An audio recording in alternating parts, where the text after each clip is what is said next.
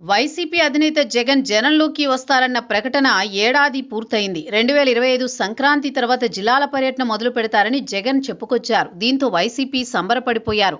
అధినేత ప్రజల్లోకి వచ్చేస్తున్నారంటూ తెగ ప్రచారం చేసుకున్నారు. తీరా సీన్ కట్ చేస్తే ఏడాది ముగిసింది కానీ ఆయన జనాల్లోకి వచ్చింది లేదు.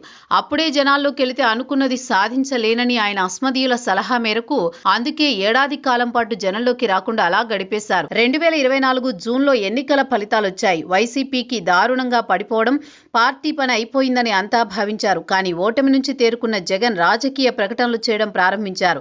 రాజకీయ పర్యటనలు కూడా చేస్తున్నారు. వారంలో 4 రోజులు బెంగళూరులో ఉంటూ 3 రోజులు తాడేపల్లికి వస్తున్నారు. శాసనసభకు హాజరు కావడం లేదని చెప్పి వారం వారం ప్రెస్ మీట్లు పెడుతున్నారు. వారాంతపు కామెంట్స్ మాదిరిగా ఈ వారంలో ప్రభుత్వ వైఫల్యాలు తెరపైకి తెచ్చి ఎండగడుతున్నారు. అలా అనుకుంటున్నారే కానీ నిజమైన ప్రజా సమస్యలను ఆయన ప్రస్తావించడం లేదని ఒక విమర్శ ఉంది.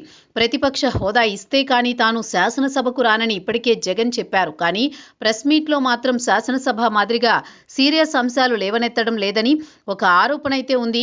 జగన్ దానిని పట్టించుకునే స్థితిలో లేరు. ఇటీవల జరిగిన కోటి సంతకాల సేకరణ కార్యక్రమం వైసీపీకి అతిపెద్ద ఈవెంట్.